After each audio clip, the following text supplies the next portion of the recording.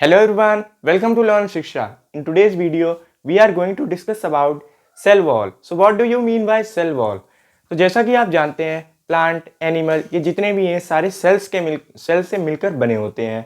तो आपको ये बता दूं कि सेल्स के अंदर कुछ ऑर्गेनल्स पाए जाते हैं जिनको हम कहते हैं सेल ऑर्गेनल्स। तो उनमें से एक छोटा सा ऑर्गेनल है सेल वॉल। आज की इस वीडियो में आपको मैं बताऊंगा सेल वॉल के बारे में।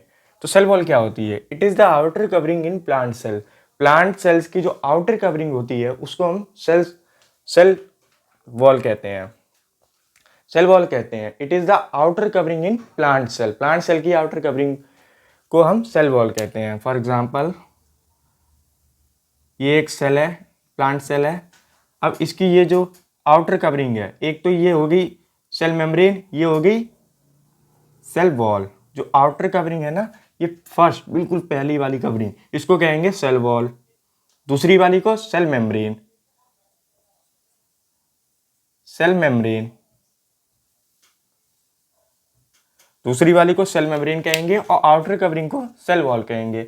अब आपके दिमाग में क्वेश्चन आ रहा होगा कि ये सेल वॉल सिर्फ प्लांट में प्रेजेंट होती है या एनिमल्स में भी प्रेजेंट होती है, यानी कि हम में भी प्रेजेंट होती है, प्लांट में ही प्रेजेंट होती है। जी हाँ, ये सिर्फ प्लांट में प्रेजेंट होती है। Cell wall only present in plant cells. जो सेल वॉल होती है सिर्फ प्लांट सेल में प्रेजेंट होती है, ना कि एनिमल सेल में। अब आप एग्जांपल लीजिए कि ये एक प्लांट सेल है और ये एक एनिमल सेल है, सॉरी ये एक एनिमल सेल है। अब ये प्लांट सेल है, इसकी ये सेल मेम्ब्रेन हो गई, सेल वॉल हो गई। अब इसकी सिर्फ सेल मेम्ब्रेन ही होगी।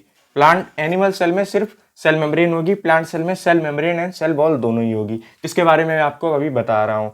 और ये प्लाज्मा मेम्ब्रेन भी कहते हैं इसको, सेल मेम्ब्रेन को हम प्लाज्मा मेम्ब्रेन भी कहते हैं। Second is made up of cellulose. अब आप कहेंगे सेल्यूलोस क्या होता है? सेल वॉल होती है वो सेल्यूलोस से मिलकर बनी होती है। सेल्यूलोस कुछ नहीं होता बेसिकली, जैसा कि आप जानते हैं प्रोटीन, मिनरल्स, विटामिन, ये जितनी भी चीज़ें होती हैं वैसे ही सेल्यूलोस होता है। ये मोस्टली कार्बोहाइड्रेट में पाया जाता है। Third is non living. अब जैसा कि आप जानते ही हैं कि जो प्लांट सेल्स होती हैं दे आर मोस्टली डेड। जो प्लांट सेल्स होती हैं वो मोस्टली डेड सेल्स होती हैं, तो इनकी जो सेल वॉल होगी वो भी डेड ही होगी। अब एनिमल्स में लिविंग सेल्स होती हैं और प्लांट सेल में डेड सेल्स होती हैं, तो इसकी सेल वॉल भी डेड ही होगी, नॉन लिविंग होगी। It provide definite shape to the cell. अब ये जो सेल वॉल है इस सेल प्लांट सेल को definite shape, fix shape provide करता है। जैसे ये एक सेल है तो इसको ये डेफिनेट शेप किसके द्वारा मिला है? Cell wall. Cell wall provide definite shape to the plant cells. Plant cells को डेफिनेट शेप सेल वॉल ही प्रोवाइड करता है। It is permeable. अब परमिएबल क्या होता है? परमिएबल कुछ नहीं होता है। परमिएबल का मतलब ये होता है कि अच्छी चीजें अंदर लेना और खराब चीजें बाहर निकालना। फॉर एग्जाम्पल ये है सेल, प्लांट सेल, ओके। अब ये अच्छी चीजें चाहिए इसको, तो अच्छी चीजें ये ले लेगा, लेकिन ये परमिएबल है, मतलब कि ये धीरे धीरे लेगा, ये आराम से लेगा। ऐसा नहीं ये यहाँ पे आया तुरंत इसने ले लिया, ऐसे नहीं लेगा। ये सेल वॉल है और ये सेल मेम्ब्रेन है, okay.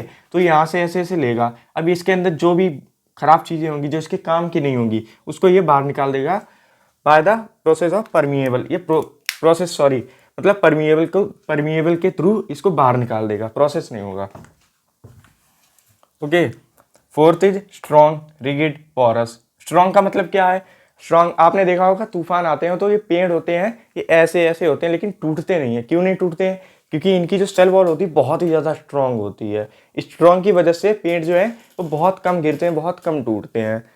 Third is rigid. Rigid मतलब कठोर। इनका जो कॉर्क होता है, इनकी छाल होती है प्लांट्स की, तो ये बहुत ज़्यादा कठोर होती है। आपने देखा होगा बहुत ही मजबूत होती है।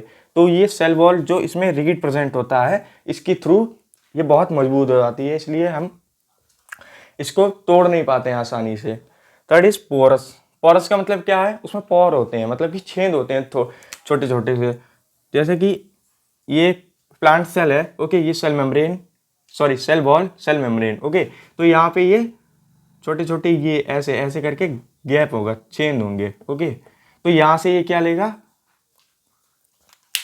यहाँ से ये अपनी ज़रूरत की चीज़ें ले सकता है। इसको कुछ भी ज़रूरत होगा तो ये अपने यहाँ से ले लेगा, इन छेदों से ले लेगा।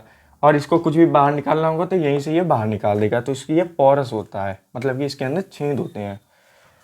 Fourth is provide strength to the plant. अब ये स्ट्रेंथ प्रोवाइड करता है। अब जैसा कि आप जानते हैं प्लांट जो है बहुत ही ज़्यादा स्ट्रांग होता है, बहुत ही ज़्यादा, ये गिरते भी नहीं है, बहुत कम गिरते हैं और इनमें हम बहुत आसानी से तोड़ भी नहीं सकते हैं। तो ये जो सेल वॉल है इसको स्ट्रेंथ, आउटर कवरिंग है ना, तो इसको स्ट्रेंथ प्रोवाइड करता है, इसको हर चीज़ से बचाता है। जैसे कि आप देखते होंगे बरसात होती है तो बरसात मतलब इसको पानी से बचाता है, ज़्यादा पानी से बचाता है। और जैसे कि कभी कभी हम इसको काटने जाते हैं तब भी इसको ये बचाने की कोशिश करता है, लेकिन बचा नहीं पाता है क्योंकि हम इंसान जो है बहुत ही ज़्यादा डेवलप हो गए हैं। तो इसलिए इसको स्ट्रक्चरल स्ट्रेंथ प्रोवाइड करता है, इसको बहुत ही ज़्यादा स्ट्रेंथ प्रोवाइड करता है। So this is all about cell wall. So please like, share and subscribe my video. Thank you.